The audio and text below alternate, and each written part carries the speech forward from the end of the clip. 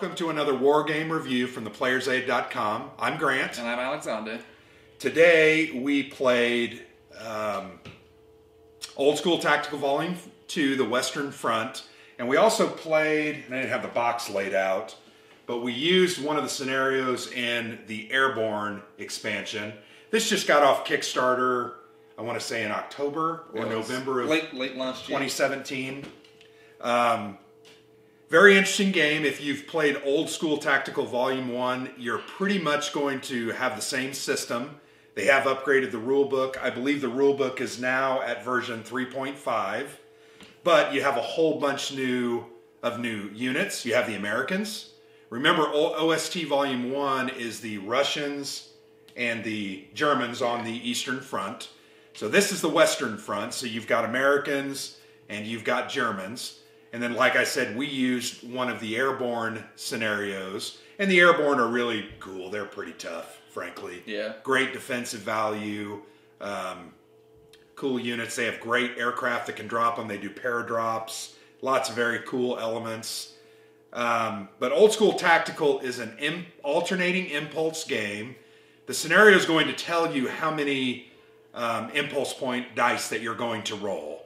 I think in our scenario, you got a D6 plus 2, and I got 3D6. I was on the offensive. I was supposed to attack.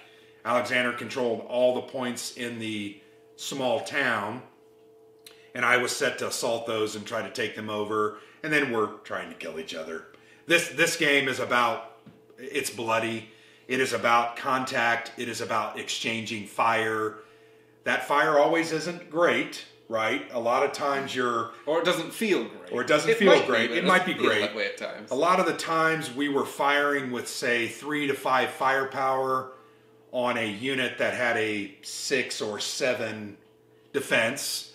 So you were rolling on like the -2 to -3 table, which you had to roll much higher to have results. We actually, I thought, rolled very well. Yeah, over the game it was fine. Yeah, it evened out. But it's a tactical combined arms. There are tanks, there are vehicles, ordnance.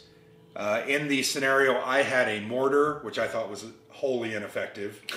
Very interesting. I used it to lay smoke, which helped me the first round, but I don't think I ever hit anybody. Then you kind of ran past it, and then... Right, and then I dropped it and ran, because I needed to try to get an objective. But yeah, it's a small combined arms, squad-level tactical game. Like I said, fairly quick playing, fairly simple rules. I think this time we had more discussion about rules because there were a lot of weird situations that came up, but I felt like we talked our way through those. Yeah. So if you're interested in the overall how to play the game, you can actually look at our OST Volume 1 video that was posted last spring. So the spring of 2017, I think, or the fall of 2016. And I also did a more in-depth written review talking about the system, whether or not it actually feels old school or not.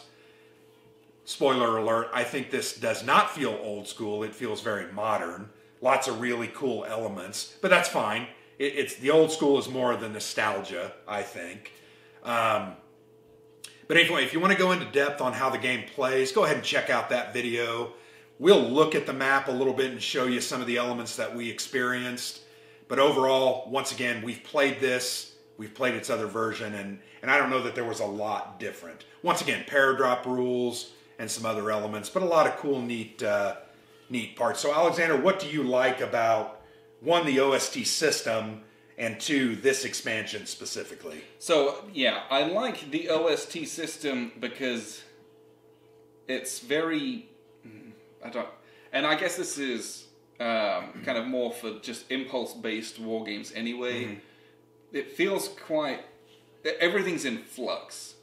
So, because you roll for initiative to see who goes first. So things change all the time. And then you roll to see how many impulses you even get. Right. So you might go first, but you might have, like, just hardly any impulses. Right. So you can never necessarily plan, all right, I'm going to do all this stuff, here's what I want to do. You might be... You roll a terrible roll, and you're like, all right, this is what I got to work with. And so you get this, that kind of, all right, so that kind of takes that edge off of off of a game like this.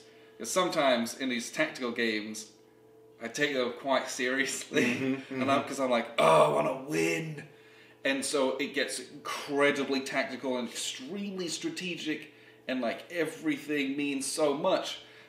And this helps, this kind of system where it's like, you get a terrible roll on your impulses and you're like, I'm going to get hosed. It helps me to take a step back and just be like, this game is meant to be fun. Yeah. Like, stop stressing and just enjoy it. Just do it. Just play. And the impulse system helps me to just play the game.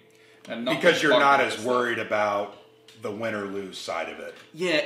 Because there is some imbalance in that impulse. Yeah. It's never... That's a good point. It's never just like, I go, you go, I go, you go, I go, you go, right. Until everyone's expended or until we meet certain criteria. It's just, it's this impulse-based system. And again, you might roll poorly or you might roll really well, but then you don't have enough units to use them all. Yeah. And it just, that almost element of randomness helps me just be like, this is a game. Let's just play this game and enjoy it. Yeah. And that helps me to just like, I'll take way more risks in a game like this than I would in more serious... Oh, not serious, that's the wrong word to use, but like... Right.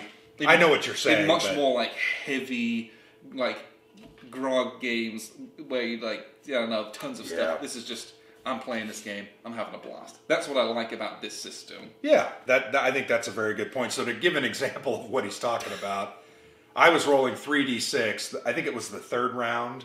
I rolled 15. Yeah. So I literally had 15 impulses to use. And I think my average impulses were 8. Your maximum impulses were 8. Well, a d6 plus 2. Well, I got that extra d6 halfway right, through the after game. when those units... I rolled 2 d6 plus 2, and I had like... It was so terrible. I think I had like 6 impulses off of that.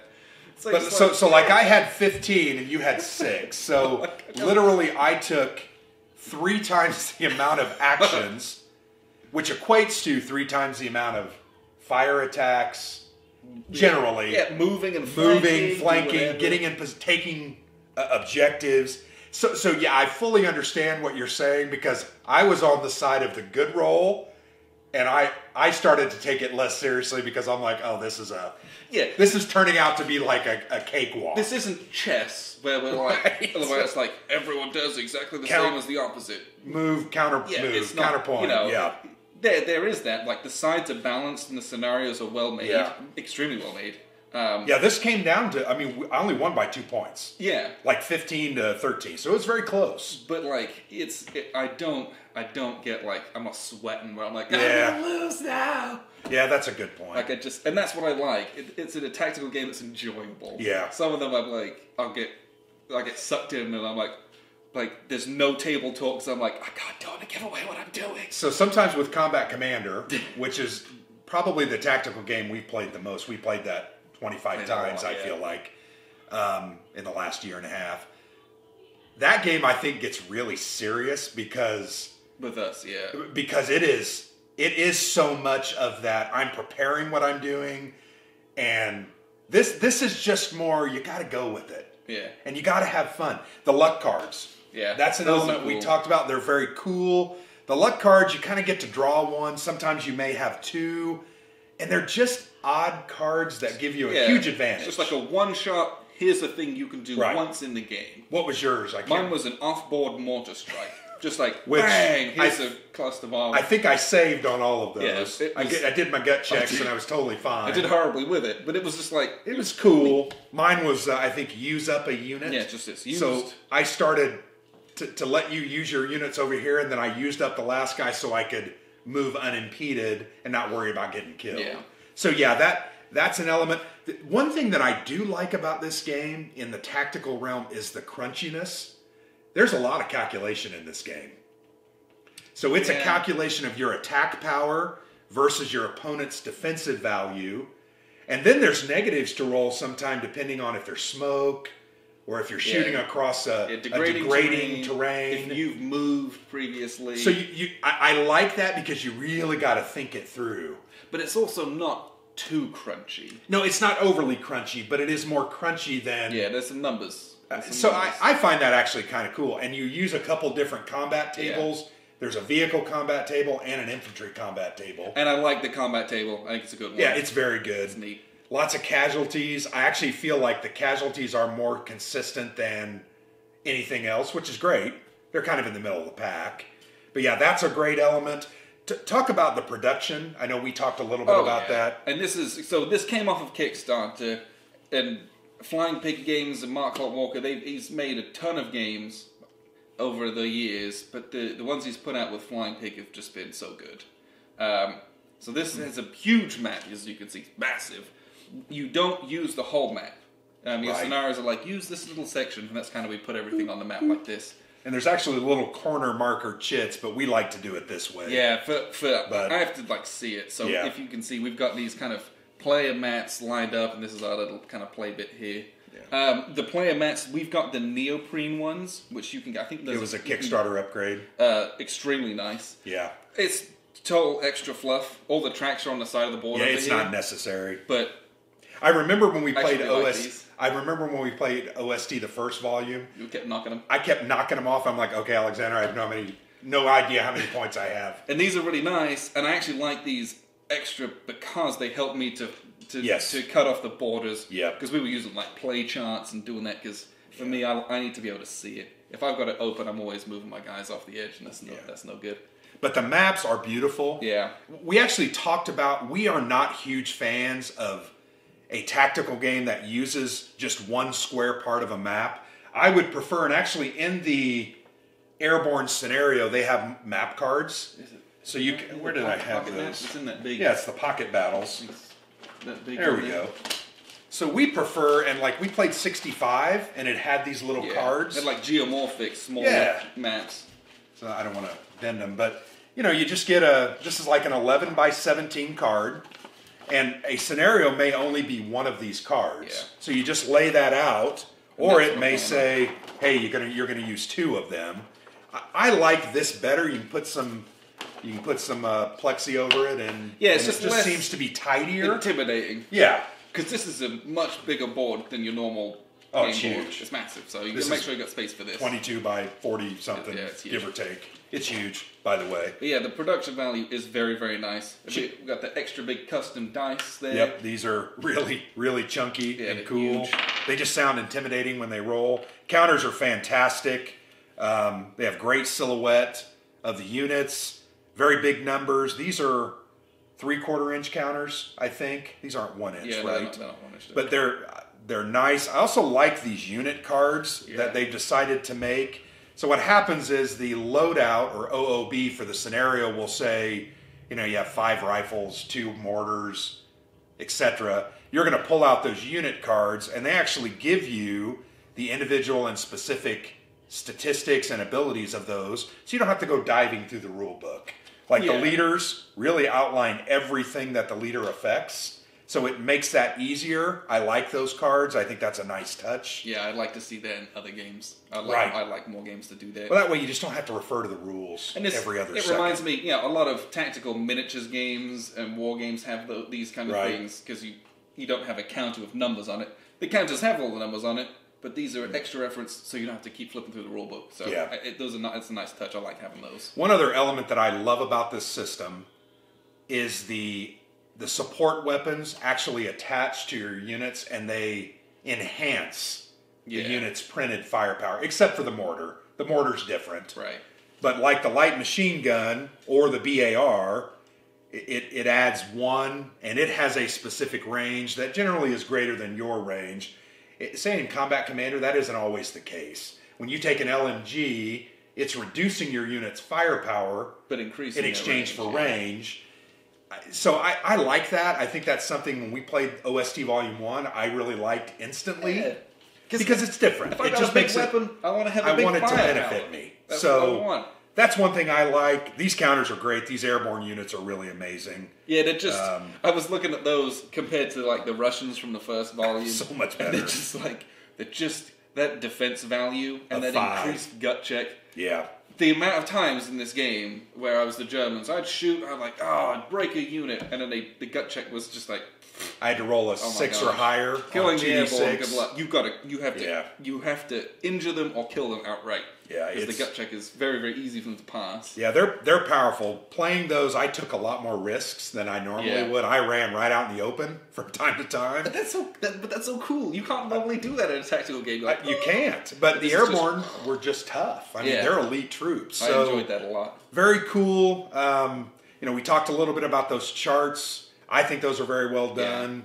Yeah. Overall, the system, I think, is very enjoyable. It will not be everyone's cup of tea, I don't think. There are some people that will not like this. If you don't like to have to do calculations a lot, you're probably not going to like it. But the rules are very clean. I think the rules are clean and clear. There were a couple times when you get your second shaken, we had to kind of keep looking that up because we couldn't remember that. But overall, a great system. I want to explore more the paratroopers themselves. And in fact, I have 4 or 5 more scenarios that I would like to just play solo and kind of go through the Normandy 44 campaign. And this, a lot of tactical games make terrible solo games. This is not one of them. Because there's not a lot of hidden information. And it's just impulse turn-based. Yep. Your only hidden information is your luck cards, and to me, it doesn't matter. No, it's not going to change you play things. Without them, frankly. So this is one I'd like to set up and do a couple of those scenarios just to experience some of the other elements. But overall, I think this is a solid game. And what we're going to do now is just look at the map very briefly, mainly to give you a look at it. And then we're going to come back with some final thoughts. So here's a look kind of at the map. And again, we just played one scenario. This is kind of the end of that. We just used this small portion of the map. And the scenario booklet kind of tells you what to do and what not to do. And, gives you some coordinates of here's the part of the map to use. There are little corner chits to mark out what it is. But for me, I need to have kind of a visual. So I lined up the kind of play aids and the turn track to really help me focus. All right, this is where we're playing. And that's just personal preference. We mentioned it. Here's the Neoprene Mat. This is just like a mouse pad, which has got all the different tracks on it. These are kind of a bit bigger. And you can look at these in the unboxing video that Grant did. They just replaced some printed tracks, which are just on this side of the board, which are kind of out of shot. But if not, I think when we played Volume 1, we didn't have this kind of thing, so we just lined up all of the different play aids and charts like that. So, as you can see, this is Western Front. So you've got this, very lush green grass farmland. We played in a small kind of little cluster of like small village or kind of a farm, so to speak, it might have been. You've got these orchards up here. Got some thicker forest, lots of small walls and little roads and things like that. I think the new terrain in this one is bocage, which we played with just a tiny bit. That's actually what these darker green lines are here. And they're a blocking terrain, and they usually are kind of at funky angles and go through hexes in weird ways and create some pretty interesting situations. Because line of sight is drawn from, I don't know if you can see these, from these little white dots in the center of the hexes.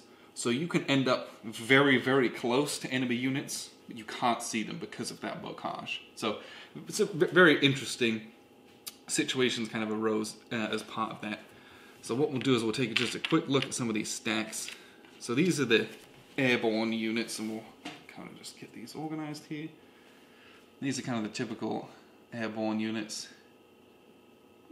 And so this guy's got 4 firepower for the Airborne. They have a 5 defense rating, which is incredibly nice. And then they have a 6 gut check. So on 2d6, they have to get a 6 or more to pass any kind of shaken or broken test. So very, very hard to get these guys to shake or get broken. They've got really good morale in that way, which is very nice. Now you've also got these snipers here. So he's got only a 2 firepower, but he's got a 9 range. And if he's shooting a leader, he doubles his firepower. So if you can get leaders out in the open, you can just pick them off from range, which is very, very nice. Now, being able to utilize your 9 range, it's actually quite difficult to do just because there's so much blocking terrain or degrading terrain. But, it's options there. The nice thing with these airborne units, and we'll kind of show you here on this card, is they all have these reference cards. So this is a reference card, so it's got all those details from it, the 4 firepower, 5 range, and the defense 5. So that's nice. But it's got these extra little abilities, which aren't printed on the chit, but give you here, so you don't have to keep looking at the rulebook. They're an elite unit, so they get +1 melee and +1 to rally. And then they can obviously do the power drop here as well. So that's kind of a big part of what you get in the Airborne expansion of these elite units that have a lot more kind of strength, staying power, and versatility as well. That +1 in melee, it came out, so I was the Germans and I was sat in some of these buildings and I'd get two squads of airborne come in, it was over. I would get wrecked. And so that was very interesting how that played out. You almost want to get in and just like rush enemy positions because you can get in and do real damage to them if you can kind of stay in some cover. That was very, very cool. Basically, the system, and again, if you want to look at the other OST Volume 1 video for a lot of the rules, but units either move or they fire. There's a few other things. They can rally them, you can do like an assault move into melee, but you move with the movement value. This guy's got a 4, 1, 2, 3, 4. Or if you move through woods, kind of 1, 2, 3, 4 kind of thing. They have this attack value on the left, which again, this attack value is a 4. They have a defensive value that's a 5, which is very good. That's what they use to, you attack with, you defend with, you add a terrain modifier, and then you consult the infantry combat table. And so I might be attacking with a 4 value, and I'm attacking someone who has a 5 defense. While you do 4 minus 5 is a -1. They might be in a terrain that gives 2 defense. So I'm actually rolling on the -3 table here. So combat is simply roll 2d6. And we rolled 6, 7, 8. 8 on that -3 table is the worst possible result that is still a result. Anything else would be a nothing. I got a shaken. And a shaken, I take a look at my airborne unit, and the airborne has a gut check of 6+. So they roll 2d6. Oh look, wow, I wish I could have rolled that in the game. They rolled a 5, and a 5 is a miss. Basically they fail their gut check, and so they're then shaken. Anything of a 6 or more, there you go, they pass their gut check, that shaken is basically nothing. Obviously, the higher you can roll on this combat table, the better. So if you can get into the pluses, you've got greater odds of doing things. The results here, you've got X's, which are killed outright, C, which is casualty, which you'll flip them, and you've got broken as B, shaken as S. And there's some with a combination of both, so you'll do a casualty and they might be shaken after these rolls. But that's a lot of what it is. The combat isn't overly complex, which is nice. This is a fairly simple game to pick up as far as tactical games go. These are the luck cards. I think we mentioned those. So luck cards, you just get dealt one of these at the beginning of the game, and they're just a wide variety of things. Your troops continue to the fight. Flip a reduced unit to its full side strength. You just have this through the whole game, and at some point you just flip that, and they're all very, very different. So this one here, a surge of bravery flows through the ranks. Lower your gut check level by 1 for the rest of a single turn. Do this. Flip a used marker to the fired side. Unit may subsequently move or fire. So it just gives you, and it's literally a one-time thing. You just get a extra little piece to, for something to do. But that's it. You have impulses, and the impulses are based on a die roll, which is based on what the scenario tells you. I do an impulse, you do an impulse, I do an impulse, you do an impulse, until we're all done. And then you keep going, and the scenario is a certain amount of turns long, and at the end of that you see who wins. Winning in this particular instance was based on control of building hexes.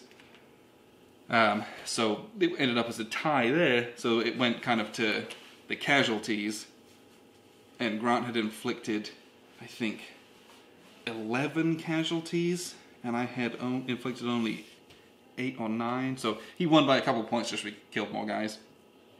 But each of the markers, so like we said, we've got the Germans here. So this is the kind of regular rifle unit. If they become a casualty, it's because they flipped over, and the enemy gets a casualty point if they killed they get another casualty point. It is possible for a good order unit to be killed outright with a very powerful attack. The enemy just gets 2 casualty points for that. When a unit moves, it moves its kind of 4 spots. You get the moved marker. If they fire, you put the fired side on them.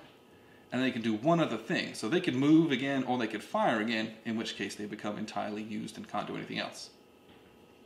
You can, the only thing being is, if this unit has a shaken marker on it when it's used, it can still do a rally in order to try, kind of a rally. It's just like a free kind of action. You still cost you an impulse, but you can be used up and still rally, that's okay.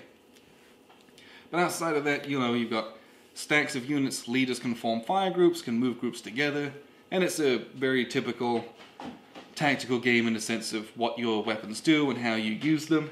And that's what's nice about the game. It feels very familiar if you've played tactical games. It's just its execution makes the game quite fluid, quite fun, and it's a very enjoyable game to play. So what we'll do is we'll wrap up here with some final thoughts. So that was a look at the map and some of the simpler mechanics. Once again, we're not trying to go through the entire OST system.